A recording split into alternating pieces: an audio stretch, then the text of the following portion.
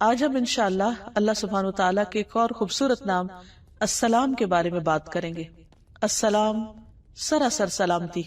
اللہ سبحانہ وتعالیٰ خود اپنی ذات میں، اپنے افعال میں، اپنی صفات میں سلامت ہے، ہر عیب، ہر نقص سے، ہر اس چیز سے جو اس کے فضل اور کمال کے منافی ہے۔ اسی طرح وہ دوسروں کو بھی سلامتی دینے والا ہے۔ اللہ سبحانہ وتعالیٰ کا فضل ہر چیز پر چھایا ہوا ہے، ہر چیز کو محیط ہے، اسی لیے وہ اپنے بندوں کو باوجود ان کی نافرمانیوں کے انہیں سلامتی دیے ہوئے ہے، عافیت میں رکھے ہوئے ہے، اور خاص طور پر اپنے مومن بندوں کو آخرت میں وہ اپنے عذاب اور اپنی سزا سے محفوظ رکھے گا۔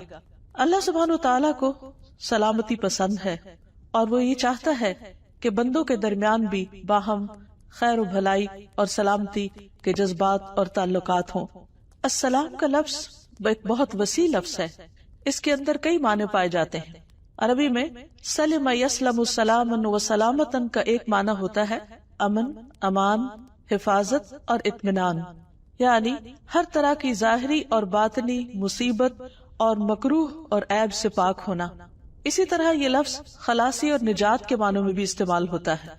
جنت کو دار السلام اسی لیے کہا جاتا ہے کہ وہاں ہر طرح کے مشکلات، تکلیفیں، بڑھاپا، بیماری اور پریشانی اور غم و رنج سے نجات ہوگی اور انسان خلاصی پا جائے گا۔ قرآن مجید میں آتا ہے لہم دار السلام عند ربہم وہو ولیہم بما کانوا یعملون، انہی کے لیے ان کے رب کے ہاں سلامتی کا گھر ہے، یعنی جہاں وہ ہر تکلیف سے سلامت ہوں گے، اور وہ ان کا مددگار ہے ان اعمال کی وجہ سے جو وہ کرتے ہیں۔ یعنی دنیا میں اگر انسان اپنے ایمان کو سلامت رکھے، اللہ سبحانہ تعالیٰ کی حدود کی حفاظت کرے، تو کل انشاءاللہ اللہ تعالیٰ اسے سلامتی کا گھر عطا کریں گے۔ حقیقت یہ ہے کہ انسان دنیا میں مکمل امن و امان چاہتا ہے، وہ اپنی دنیا کو جنت بنانا چاہتا ہے، وہ آج کی زندگی کو یہ چاہتا ہے کہ ہر طرح کی تکلیف اور ہر مشکل سے خالی ہو جائے، لیکن اللہ سبحانہ تعالیٰ نے یہ سلامتی اور یہ امن اور یہ سب نعمتیں کل کے لیے رکھی ہیں، یعنی جنت کی شکل میں۔ اس لیے انسان کو اس دنیا میں رہتے ہوئے اس کی تلاش جاری رکھنی چاہیے اور اس کے لیے محنت کرنی چاہیے۔ اسی طرح اس مصدر کا ایک اور معنی بھی ہے خالص تحفہ، یعنی سلامتی کا ایک معنی خالص تحفہ بھی ہے، یعنی ایسا تحفہ جو باطن کی برائی اور نیت کی خباثت سے پاک اور خالص ہو۔ قرآن مجید میں آتا ہے فَإِذَا دَخَلْتُمْ بُيُوتًا فَسَلِّمُوا عَلَىٰ أَنفُسِكُمْ تَحِيَّةً مِّنْ عِندِ اللَّهِ مُبَارَكَةٌ طَيِّبَةٌ، جب تم گھروں میں داخل ہوا کرو تو اپنے گھر والوں کو سلام کہا کرو۔ یہ سلام کیا ہے؟ یہ اللہ سبحانہ تعالیٰ کی طرف سے مبارک اور پاکیزہ تحفہ ہے۔ تو اللہ سبحانہ تعالیٰ نے ہمیں جو سلام کا حکم دیا ہے وہ سلامتی کی دعا بھی ہے اور ایک تحفہ بھی ہے۔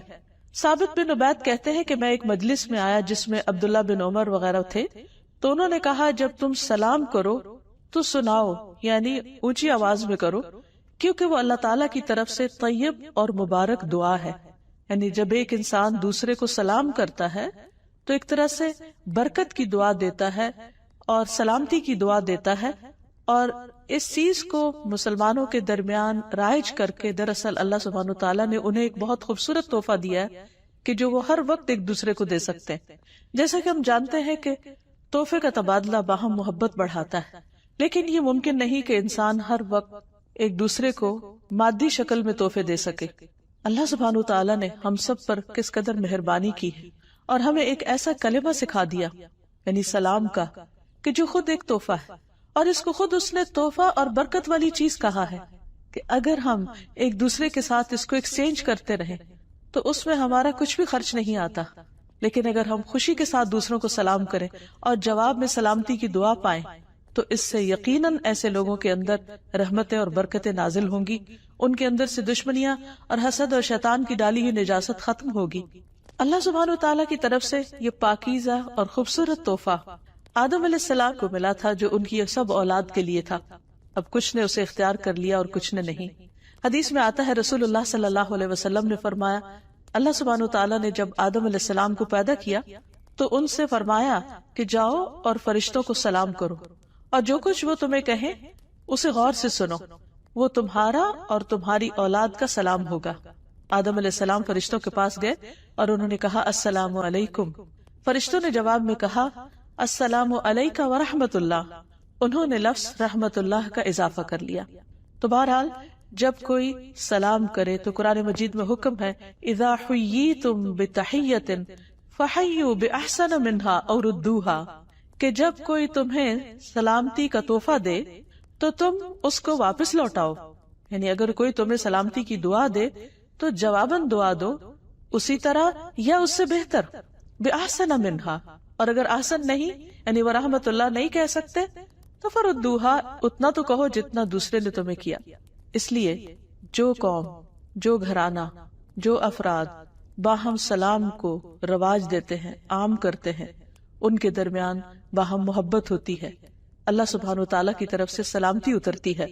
اللہ سبحانہ وتعالیٰ کا یہ نام حدیث میں بھی آیا ہے جس میں نبی صلی اللہ علیہ وسلم نے واضح طور پر بتایا کہ یہ اللہ تعالیٰ کا نام ہے. عبداللہ بن مسعود کہتے ہیں کہ جب ہم نبی صلی اللہ علیہ وسلم کے پیچھے نماز پڑھا کرتے تو ہم کہتے سلام ہو جبرائیل پر، سلام ہو میکائیل پر، سلام ہو فلاں پر، فلاں پر، سلام ہو اللہ تعالیٰ پر. تو رسول اللہ صلی اللہ علیہ وسلم ایک روز ہماری طرف متوجہ ہوئے اور فرمایا ان اللہ هو السلام، اللہ تعالیٰ تو خود السلام ہے. یعنی تم اللہ تعالیٰ کو کیا سلامتی بھیجو گے، وہ تو خود ہی سلامتی، سراسر سلامتی، اور ہر طرح کی سلامتی اسی کی ذات کی طرف سے آتی ہے. اور وہ نہ صرف یہ کہ خود سلامتی والا ہے بلکہ سلامتی دینے والا بھی ہے.